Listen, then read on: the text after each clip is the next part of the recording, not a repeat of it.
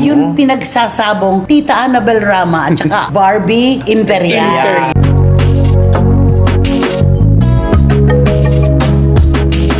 Pero alam mo, sabi niya, napakamaalaga kay Richard. Saka nakikita ko, masaya anak ko. O, ba't ako kokontra?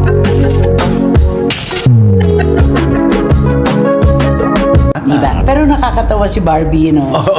Inamin niya na siya yung nasa blind item. Sa blind item. Bitiranang kolumnista na si Christopher Min nagulat sa katapangang ipinakita ni Barbie Imperial.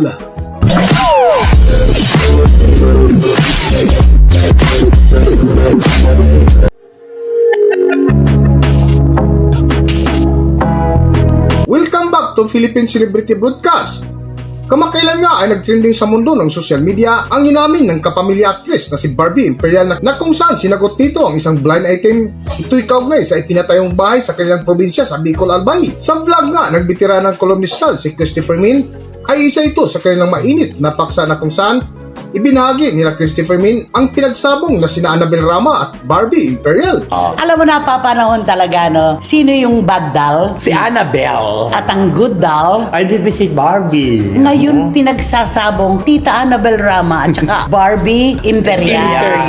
Nakakatuwa samantalang magkasundo ang ilaw na magbiyanan. Correct. Diba? Totoo ka. Sabi nga ni Tita Annabel, hindi kami magkaaway, no? Huwag nyo kaming pag-awayan. Huwag nyo kaming pagsabungin. Ang bait-bait nung bata eh. Kasi akala nila, di ba? Hindi makakasundo. Hindi makakasundo kasi alam naman natin, di ba, si Tita Annabel, di ba? Napaka-straightforward niya. Diretso kung diretso. Pero ito. Pero alam mo, sabi niya, napakamaalaga kay Richard. Saka nakikita ko, masaya anak ko. O, ba't ako kokontra? Di ba? Kaya ang ganda, di ba? Ano masasabi mo kay Barbie? Tingnan ko kasi hindi naman ano yun na Richard kung hindi sila compatible sa isa't isa eh. Talagang siguro parang sila siguro yung soulmate talaga na pinagsama. At saka di ba, gano'n naman ang ina, kapag nakita niyang masaya ang anak niya, para okay na. Okay na. Pero nakakatawa si Barbie, no? Inamin niya na siya yung nasa blind item. Sa blind item. Di ba ang blind item hindi naman inaangkin? Oo. Dapat iiwas ka pa nga. Oo. Pero siya talaga, sure ako na ako yan. Sabi yan nagpatayo ng bahay. Na paano ka nakapagpatayo ng bahay, ng mansyon, ng ganyang kalaki? Saan nang galing yan? Ganun ang blind item. Anong sagot niya? Galing ito sa pinagpaguran ko ng 10 taon. Oo, galing sa pag-iiyak niya daw sa mga teleserye at mga proyekto niya. Tama ba na inangkin niya yung blind item? Baka siguro siyempre kung totoo naman. At saka para hindi na mahirapan manghuhula yung mga Hindi. Pinagpaguran ng bata yun. Pinagsikapan niya yun. Tsaka lagi dapat tayo ganun. Kung ano man na-achieve ng isa, huwag na muna nang questionin. Huwag nang questionin pa. Maging masaya po tayo sa kanilang nararating at naabot. Sa tagumpay nila, di ba? Wala rin naman pahinga si Barbie, In fairness. At saka masinop. Inamin niya man na napakasinop niya. Masinop siya sa pera. Sa kanyang kinikita dahil gusto niya talaga maipagpatayo ng bahay ang kanyang pamilya. At yun na nga, may bahay na ako sa Bicol. Sabi niya, sa Albay, di ba? Yun.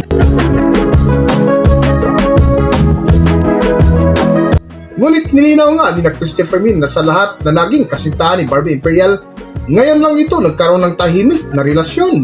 Para sa buong detalye ng kwento, narito ating panoorin ang video. Pero sa lahat ng nakarelasyon ni Barbie, sa tingin ko lang nga, ito yung pinakatahimik.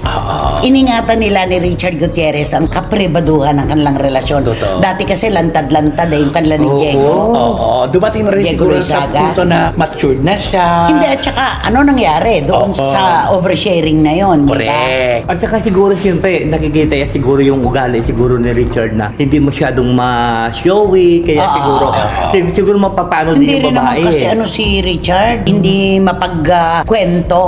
Hindi mapagkwento ng kanyang tagumpay, ng kanyang buhay, lahat. At saka nakita niya ang samahan ng mga Gutierrez. Pamilya talaga ang una. At pinagkaisa nga niya dun sa birthday ng Kambal. Yes. Di ba? Nagkita-kita sila. Correct. At tayo natutuwa para kay Tito Eddie Gutierrez. Kasi dalawang proseso yung kanyang pinagdaanan, yung procedure na yon. Tuwan-tuwa tayo at kami nananalangin sa patuloy at maagap niya at maagang paggaling. Yes. Nakakatuwa. Iba talaga, no? Magkaroon ka man ng problema kapag ang suporta ng pamilya ay 100%. Ang bilis ng paggaling. Pag ganyan nakita mo yung mga importante sa buhay mo, parang kang may dextrose, hindi ka nawawalan ng vitamina, wala kang karapatang malungkot. Alam mo yun? Isipin mo si Rufa, abot-abot ang pasasalamat sa mga kababayan natin sa mga panalangin. Yes. Si Gambal, si Raymond at saka si Richard hindi nagpabaya. Aba, ano pa ba naman ang hanapin ni Tito Eddie talaga? Si Tita Annabel, halos walang tulog. Oo. Nakabantay, di ba? At saka sabi niya nga, naku, pinag-pray daw talaga dito sa Santo Niño dun sa Cebu. Hindi nga siya Oo. nakapunta ron Kaya sa nga, Santo Niño oo. eh. At saka Hindi siya nakapunta, mas una niyang binantayan siyempre. Tito Eddie, Yes.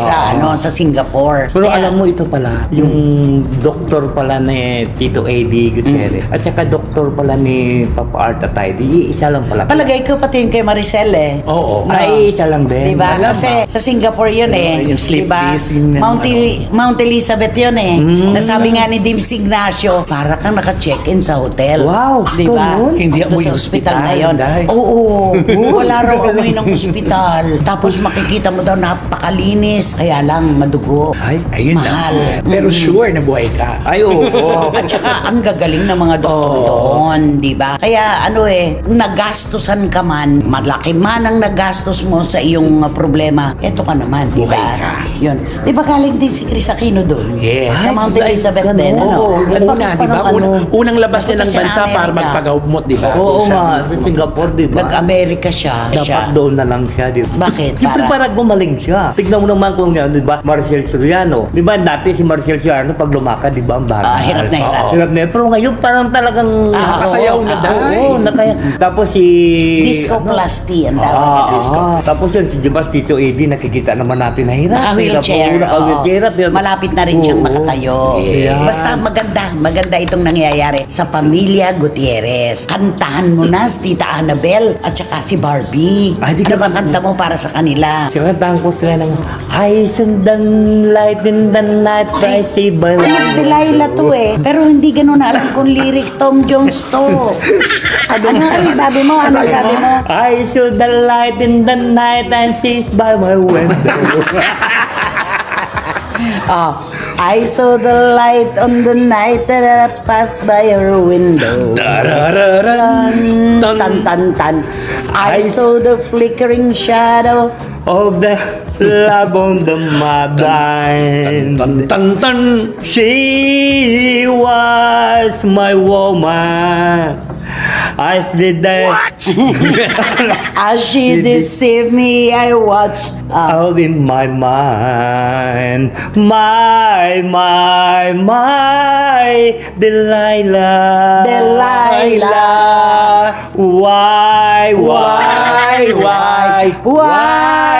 Delilah?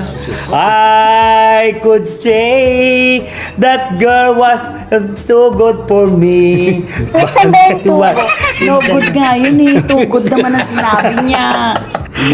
But I was like, alam mo But I was lost like a slave that no man could free. Alam mo magagalit si Tito Eddie Gutierrez yun. Bakit? Kinakanta niya yan eh. Delilah? Oo, kinakanta niya. Alam ko puro Elvis. Oo. Ito ano, Pero kung Tom minsan- Jones. Tom Jones, totoo ba? Pero kung minsan kinakanta niya din yung gusto-gusto ni Tito Eddie. Sigurado ka ha.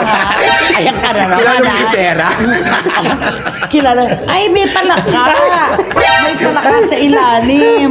Ikaw talaga yung suserang palaka ka. Hanggang dito na lang muna ang ating video at kung nagustuhan nyo, huwag kalimutan mag-subscribe at pindutin niyo na rin ang notification bell para ma-notify ko sa ating susunod na video. Maraming salamat!